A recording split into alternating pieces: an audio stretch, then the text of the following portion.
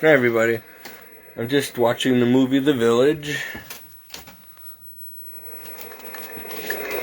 And I couldn't help but to look outside the window, and this is one of the things I do like about living in a trailer park. It reminds me of my favorite movie, The Village. And, like old colonial times or whatever, when people settled here, old villages way back in the day, when life was simple and peaceful and everybody just lived village life, tiny little villages everywhere, And when you look out the view of my bedroom, this is what you see.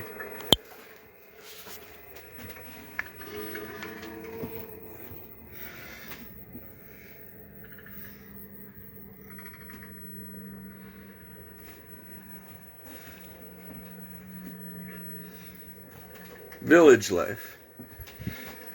Kitty. They're doing some construction, which is why they shut the water off Monday through Saturday between 9 and 4, sometimes on Sunday. A lot of new mobile homes were put in our little village. This blue one right across the way here, that used to be mine. And I do miss it. That white one over there, somebody just bought. And that's the one I wanted to buy. It was my friend John's. He passed away last year. And the family had offered it to me for $10,000, but they ended up selling it for $26,000 because I couldn't get the money in time. Because again, J&E Auto decided they were going to run my credit 6 times and knocked it down 80 points. Otherwise, that house would be mine over there right now, and I'd have a home of my own that I could afford. Not only did they ruin that chance of me getting the $10,000 loan that the bank had said I could qualify for, but they also never got me a car, and my car's still broken, and my credit is now 520, and I can't get anything now. So they set me back years after I just built my credit and was ready to buy another mobile home for myself and a car, and I had a good job lined up that I was about to be hired for, and they gave it to someone else because my credit dropped suddenly 80 points. So yeah, that's it. But I hope God has something better than this park planned for me. Anyway, I'm just making this quick video because there is something cozy about living in this park, being close to all the neighbors, and it's like a village life, little village houses. Hey Dominic. And Donna's doing well. She called me. They put a screen in her leg. She had a successful surgery. She might be coming home tomorrow or the next. This way they can work on breaking up the clot with chemicals, and then the clot won't go into her lung. It'll get caught in the screen in her artery in her leg. So that's good news. This is her cat here, Lily, her one-eyed cat, because the other... Lily, see that eye? Donna doesn't have money to bring the cat to the vet, so this poor cat has had a deteriorating eye for a long time. And now we call her One-Eyed Lily. Doesn't seem to bother her much, though. Anyway, so yeah, that's it. Hi, Dominic. Yeah, Donna's doing good. Praise God for that. Anyway, so yeah, just pray. I don't want to keep asking God for stuff. Maybe He wants me here taking care of Donna or whatever. But again, today I talked to her daughter, and her daughter's just either lying to me or Donna's lying to me. Somebody's lying to me because she's saying that Donna is not going to be leaving me the trailer and the car, and Donna said she's trying to do that in her will. She just hasn't had time, and every time she goes to update the will, she ends up in the hospital. Who knows? Whatever. So she's saying her daughter's lying to me, and that she's inheriting everything, and Donna's saying no, she was going to add me to it so that I could at least have a roof over my head and a car should something happen to her, because she's almost died like 4 times now in 1 year. 5 times in the past 2 years. So, anyway, I don't know. I just keep asking you guys to please storm heaven. I just need a car, a reliable vehicle, hopefully like a truck or something that might be able to, load stuff and pull stuff. And I need a home. Even if it's a rundown trailer like these, even if it's a tiny home, I don't care much as long as I have my own little place that I can afford. And I don't want to keep asking God for material things. He knows my needs. And yes, I have this place here right now for the past 2.5 years, but Donna would like, I'm sure, her own place back one day, or to be able to move on in life and not have to worry about me. And her daughter wants me out, and a lot of people want me out of here, and I would like to be at peace, and not have to worry about people always trying to figure out a way to get rid of me. So I just have no options right now. I make 200 and change a week, and my health is bad, and I have a part-time job, no credit now, no car right now, and no home of my own, no family. If I have friends out there, like I said, I very rarely see any of them. I mean, I have people in Fife and Drum I see only when I'm at Fife and Drum gigs. They never invite me to hang out outside, really, unless I invite myself. And all of my church friends, after I went to seminary, when I came back, it's like I disappointed everybody, and they all left me. And they tried to use the pandemic as an excuse, but now I see them all going hiking all the time, doing stuff, and never talking to me, calling me, texting me, or inviting me. So I am all alone in this world, or it sure feels like it anyway, and it really stinks sometimes. And then people say, oh, you're depressed or whatever. Well, could you blame me if I were? Can you blame me after the hard life I've had, and everybody I loved is gone, and everything I've ever owned is gone, and I mean, my vocation's gone. I'm 42 with nothing to show for it. 42 years of life on earth, over 20 walking with Christ, and nothing to show for it. Yeah, I'm just so excited to start each day, yeah. And I have to really go to thank God every day for another day of life. I do, but, He knows it's insincere, because sometimes I'd rather be dead and not have to wake up and continue living this hell. That, it could always be worse, yes, but I really don't think I'm doing much for God or His kingdom or for anybody down here of any value, and it's very little, if anything. And every day is just a fight for survival and waiting for the other shoe to drop, and it just stinks. Gosh, I don't feel well today. I look really, really run down and pale. Whatever. The stress of everything, I get very little sleep ever. The few times I try to even take a nap today, the phone's ringing. It's just like every time I lay down, I gotta shut the phone off, but I can't because Donna's always in the hospital. So if there's an emergency or something, or she needs to come home or whatever, I gotta be ready. So I'm always on call. And my friends will call 2, 3 in the morning, different time zones, or they're just up. So they figure I'll be up. Doesn't mean I want to be up. It's just that I am. Or all hours of the day and night. And when I say friends, I mean friends on Facebook. People that are all over the world. It's kind of funny. I have people who call me almost daily or weekly. They're on the other side of the world. Australia, Scotland, North Carolina, India. But the ones who live within a 5-10 minute radius from here, nothing. I don't get it. But whatever. It is my cross to bear, and I feel like it gets heavier every day. And I wasn't meaning to vent. It was supposed to be kind of a sentimental video of, trying to appreciate and be grateful for the little things in life and find the beauty in little things in life, even like a rundown, nasty trailer park with no water most of the week. And, it's freezing cold in here, and that's another reason why I'm not feeling good, because it says it's around 68, but it feels like 30, and it's drafty and breezy, and there's no heat in this end of the trailer because there's some idiot ripped out the ductwork and made a 4-foot hole in the bottom of the trailer, which hasn't been fixed in 2 years. So the heat only goes down Donna's end. She needs it the most anyway, and keep the plumbing from breaking. So I use this little space heater, which does diddly squat, and if you turn it up high, it shuts the whole electric grid off, and then we can't have power at all. So I just use an electric blanket, and I just freeze. And in the summer, this room is an oven. It's about 100 degrees and humid, and you're just soaking. And there's no air conditioning in this house. So Donna has one little air conditioner I got her for her little space over there in her room, and that's it. The rest of the house is boiling. So it goes from freezing to boiling in this place. There's no happy medium. But anyway, it's nights like this where I realized it was kind of looking like this movie in the park, and I just have the soundtrack going on in the background while I'm folding clothes with the cat.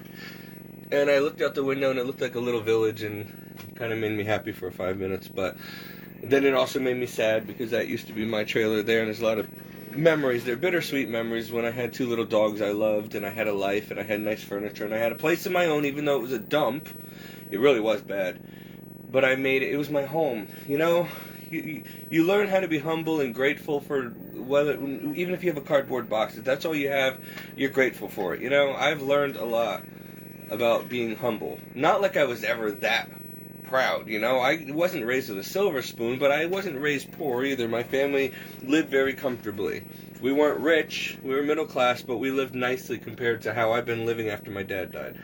And so just to have a place, even if it's not mine, is, you know, every day I'm grateful to God for a bed to sleep in, even though it's killing my back.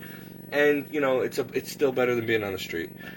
But I'm just wondering, like, Lord, why aren't you answering my prayers? I'm doing everything I can, and He's always helped me.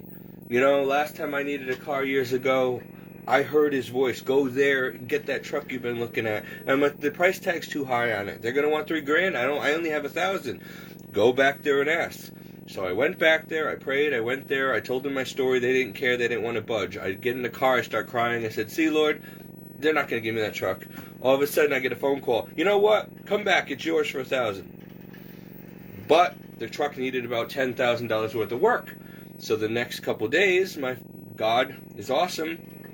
I had a friend that I worked with at the time whose buddies had a shop in Clinton, and I had a crew of 10. And in about a 10, 12-hour span, they re-welded my entire truck, which was rotting through the floor. They put new steel in, brakes, rotors, tires, I painted it. It was beautiful by the time it was done. That was thousands and thousands of dollars worth of work for free by a group of Christian mechanics. See how God provided? So, but then the exhaust went on it, and it was filling the cabin with smoke. It was sick. And then I went to Tremonte Cadillac dealer over here across the street to get a car that was $12,000. So he said he was going to give me $4,000 for my Jeep Grand Cherokee and $4,000 for my Dodge Ram 2500.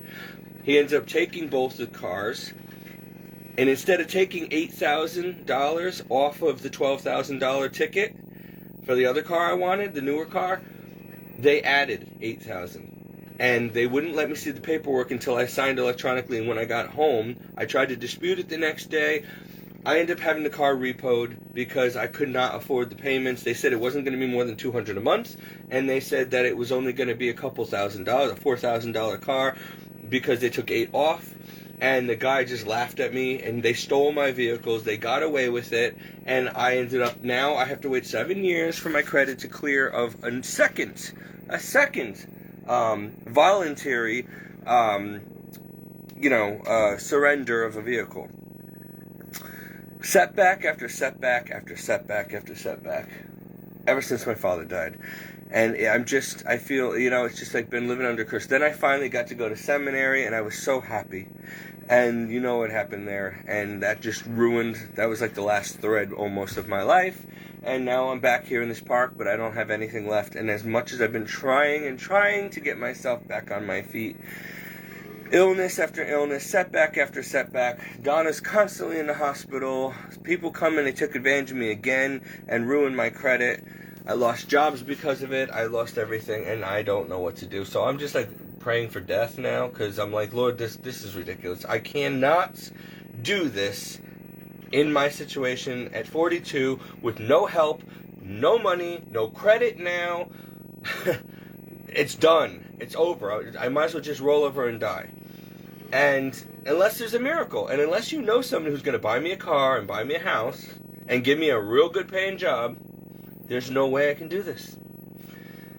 I'm screwed. And now I got to keep finding out that people are trying to figure out ways of getting me out of here, like Donna's daughter and stuff, so that they can inherit this trailer that they don't need or wants, can't afford, and don't intend on living in, and a car when they don't even have a license, Donna's rundown car that I need for work, that Donna can't drive anymore.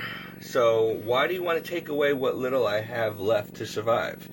And so, Satan is relentless, and he will use people close to you to destroy you. Hold on. I'm reading your thing, Dominic.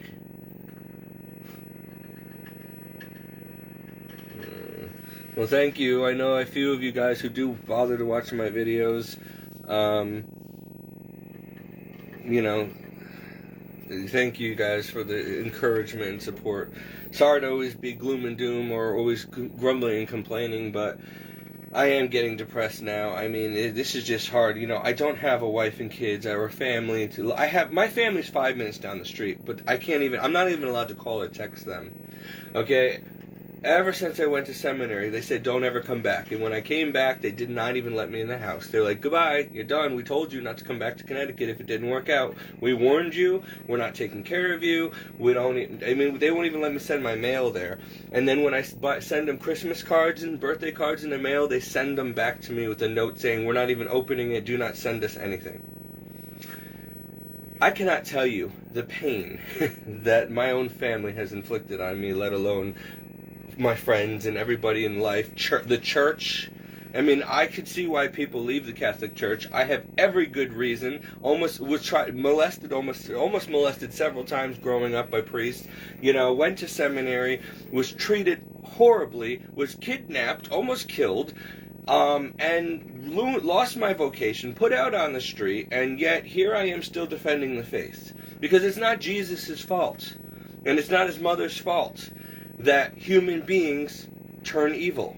That's their fault, and you know what? They're going to be very, very sorry on Judgment Day. You know, so I just want to thank you all who aided and abetted to my life being destroyed. I'm not giving you all the credit. I mean, I'm sure I've made some decisions in life that could have been better. But when I lay up, and I can't sleep at night, I lay there and I pray and I think back and I'm like, where did I go wrong? What did I do wrong? There was no other options, people. There was no other options. I mean, other than sin. If I'm paying the penalty for sins of my youth, then so be it. Other than that, and the attacks of the evil one, other than that, I really didn't I didn't have many options in life.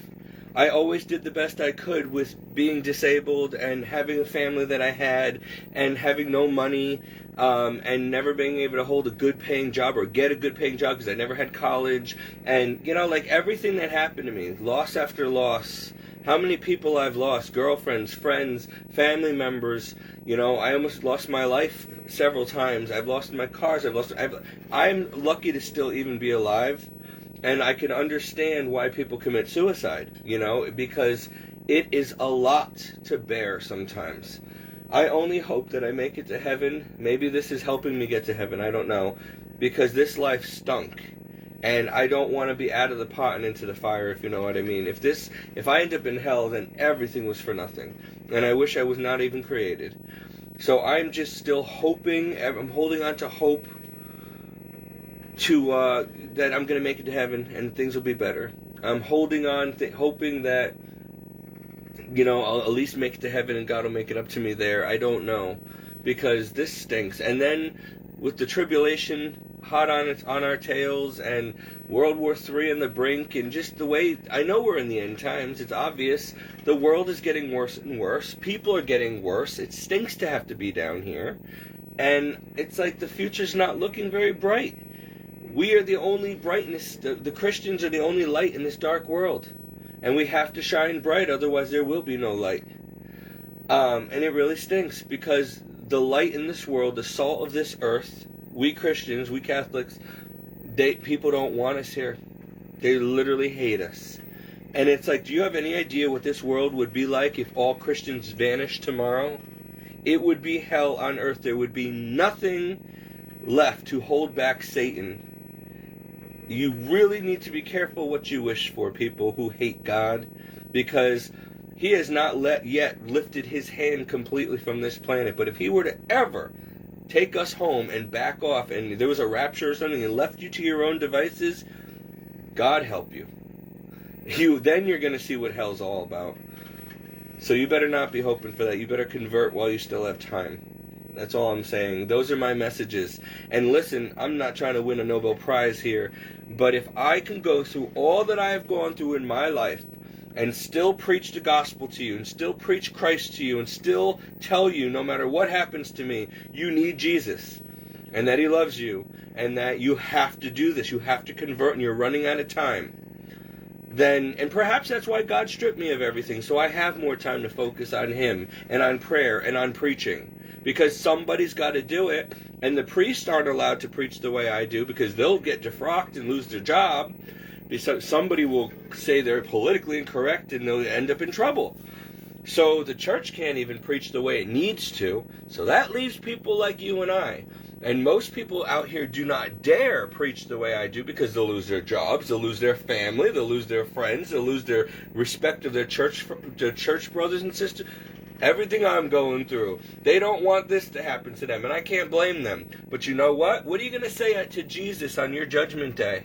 Are you going to say, "Oh Lord, I didn't preach the way I should have, and I didn't help save a lot of souls because I was afraid of losing everything. I didn't want to be like Steve Dinello, for example, or I was afraid, being politically incorrect or getting arrested or whatever." And he's going to say, "Depart from me, you wicked, lazy servant." Do you know how many souls you could have helped save, but you did nothing because you were too worried about saving your own reputation, your own skin, your own image? Depart from me. Because this is the Lord who went to the cross. Talk about, you think he's worried about his image when he went and got nailed to a cross for us? Was beaten, naked, flogged, spit on? Come on. Think about what Jesus went through for you and I.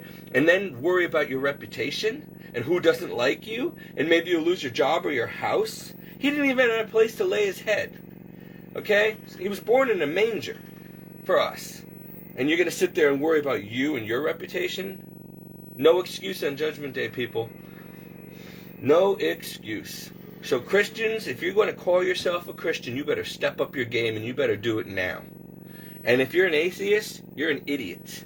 You are going to find out how real hell is. You'd better convert and become a Christian while you still have time, while Christ can still be found, or you are going to be one very sorry individual for all eternity. So, everybody, including myself, better step up their game and get right with the program, or we are all in lava. Hot water is no, lava. We are all in trouble. And I'd say it's pretty safe to say that God is pretty ticked off with mankind right now, probably regretting ever even creating us with all that's going on down here. And I'm not going to get into the list of sins and abominations that have been crying for vengeance for a long time. So, he owes us nothing. We owe him everything.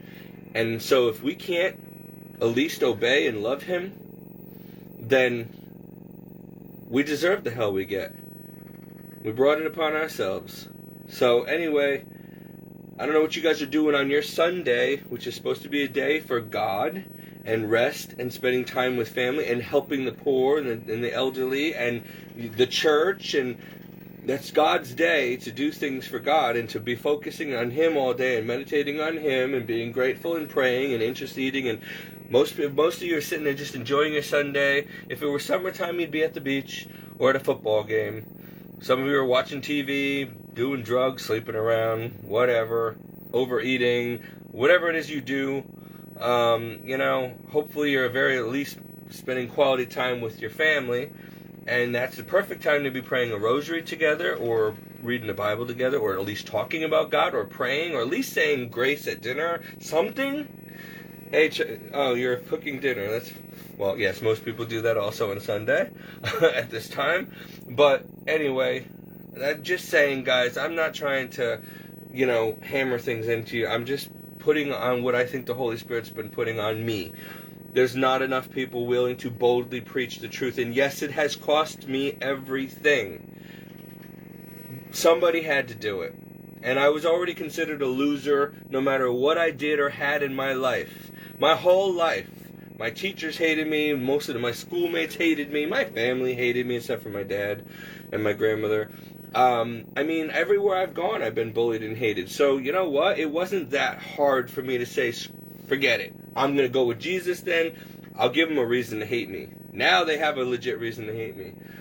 I didn't have as much to lose. I lost a lot, but, you know what I'm saying? It was easier for me. I know that some of you are very popular. You have great jobs, careers, education you've paid a lot of money for. You have a lot more to lose in this world than I guess I did. Mine was involuntarily taken away from me. So either way, I count it a joy, I guess, for the gospel. Jesus said this would happen to us who do things this way, and so I'm not surprised at all. But I just really wish that more of you would join in. Maybe this wouldn't have happened to me had I know you didn't, Eddie. You were always a good, faithful friend all my life. I'm talking the majority of people. You and I were both picked on and stuff in school. Whatever. It's just and you had a hard life too, Nettie. I know. But I'm proud of you because you became a good married family woman, and you did really great for yourself considering. So, I took a different route, and I don't have anything to show for it. But grass is brown on both sides. Okay. Actually, look, I don't even have grass on my side over here. So if you got grass, you're lucky. I'm living in a mud pit. We don't even have grass over here, so don't tell me the grass is greener on every side. I got nothing. And on this side, it's brown. On this side, it's dead and brown. So I'm not going to have grass at all if it's brown. Anyway, I got to go. I got this laundry to fold.